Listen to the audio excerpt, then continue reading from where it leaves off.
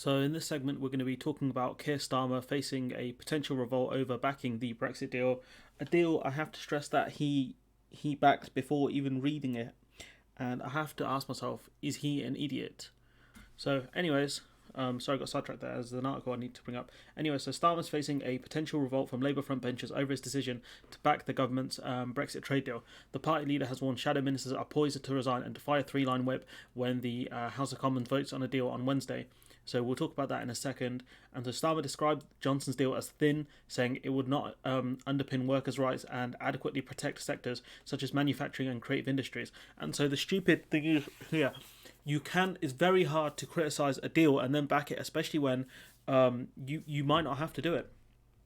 And look, there are multiple possibilities that could happen here, but Keir Starmer has essentially lost all leverage here if any of these potential situations come across, and we'll be talking about that towards the end of the video.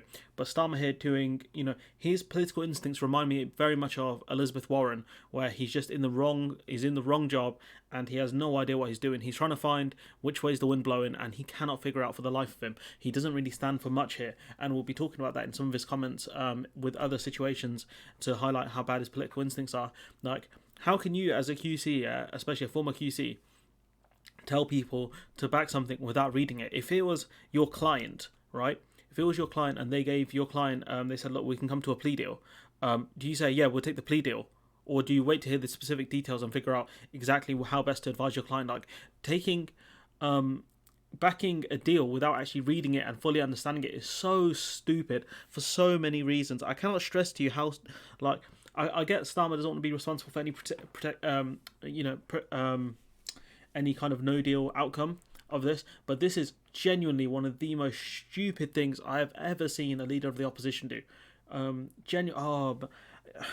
It's pain. Pain is what I feel right now. So yeah, this is confirmed. This is Sienna Rogers saying that Starmer has confirmed this afternoon that Labour MPs will be whipped to vote in favour of the Brexit deal by the United Kingdom and European Union today on Christmas Eve. Delivering a statement at a Labour press conference, the leader of the opposition said, Labour is against no deal firmly and absolutely, and the British people would never forgive us if we enabled a no deal outcome. But we wouldn't be enabling it because right, Boris has an 80-seat majority. If he cannot get his Conservative MPs in line, that's a failure of his leadership. He said it himself. If Britain ended up with no deal, it's a failure of statehood. In this case, it'll be a failure of leadership if he managed to get a no deal. Like, I do not understand why Starmer thinks it's our responsibility. It's the trick of, the centrists or the moderates, where they give you a terrible situation and they're like, well, you people have to vote for this, otherwise this other outcome will happen. And it's going to be on you guys. It's not going to be on us. It's not going to be on the Labour Party if a no deal happens. It's going to be on Boris Johnson because he created this setup. He created all of this Brexit situation, this deal. This majority that he has, it was all on him. So you make him take full responsibility for this. If you back a deal and things go wrong because of this deal, how can you criticize it when you backed it? You're going to look like a mug. Oh my, it's pain. It's pain is what I feel right now. And we talk about, his bad instincts. So when the Kashmir situation was happening in India, he called it an internal matter for India to deal with, despite the fact that India was breaking its own rules in occupying Kashmir. So if we look at the specifics of the situation, so an armed revolt has been waged against Indian rule in the region for 3 decades, claiming tens of thousands of lives. India blames Pakistan for stirring unrest by backing separatist militants in Kashmir, a charge by its neighbour denies. And now a sudden change to Kashmir's status on the Indian side has created further apprehension. Indian-administered Kashmir has held a special position within the country historically thanks to Article 370, a clause in the constitution which gave it significant autonomy, including its own constitution, a separate flag, and independence over all matters except foreign affairs, defence and communications. So what did India do? India went on to occupy parts of Kashmir, take away rights from people, block internet access from people and other things, so they couldn't actually communicate to the outer world, right? But according to Keir Starmer, it was an internal issue. Why? Because Starmer was trying to appeal to Indian voters. That's what he was trying to do, Modi sycophants. That's what he wanted to appeal to. And then he walked it back, and then he walked it back again, where he was like, oh, I didn't really mean it's an internal issue. And then he's like, oh, it kind of is. Pain. He also said the Black Lives Matter movement was just a moment. Like, okay, being against police violence is just a moment then. Whatever you think of the BLM movement, I think the core of the movement is against police violence, against mainly unarmed black people, specifically black men. And he called it just a moment, like, bruv, like,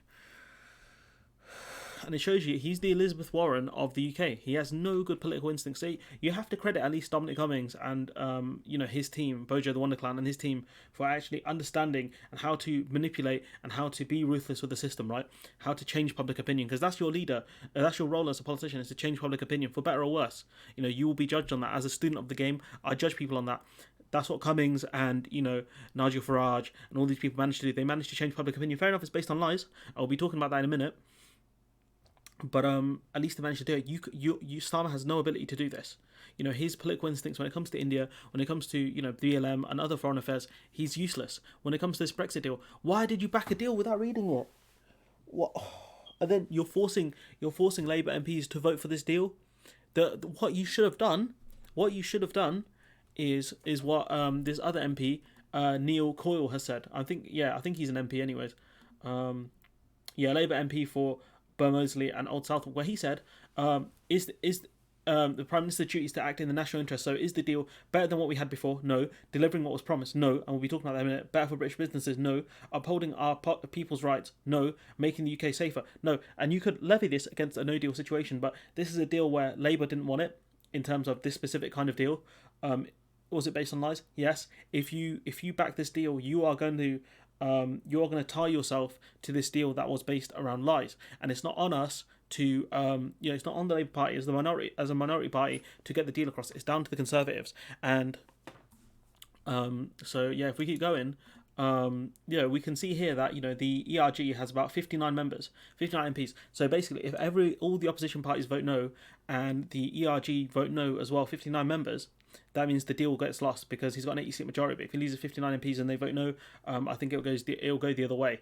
And so it's on Boris Johnson to either convince these MPs to back the deal, which they most likely will not do, or it's down to Keir Starmer to get concessions from Boris Johnson in order to back the deal. Why he backed the deal, I do not know. But what I do know is Keir Starmer had from Christmas Eve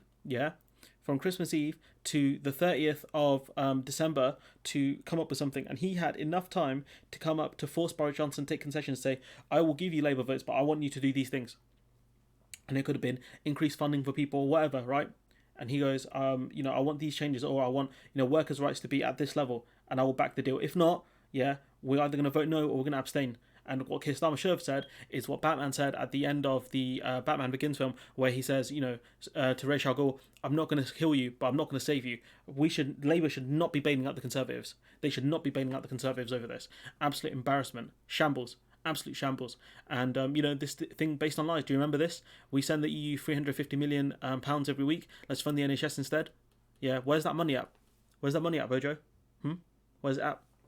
So, It's just embarrassing stuff here. I had the article lined up the whole time. I didn't realise it was this one. But you've got 59 MPs in the Conservative Party that would have had it.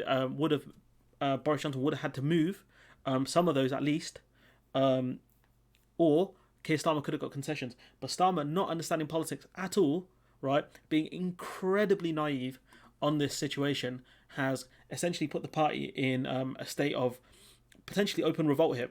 They could see many frontline Labour frontline Labour shadow ministers and other people resign over this because they're not going to vote for the deal because they know it's worse for their constituents. And you can say, well, if a deal doesn't go through, that means it's on Keir Starmer and Labour because they voted no or they abstained. No, it's not.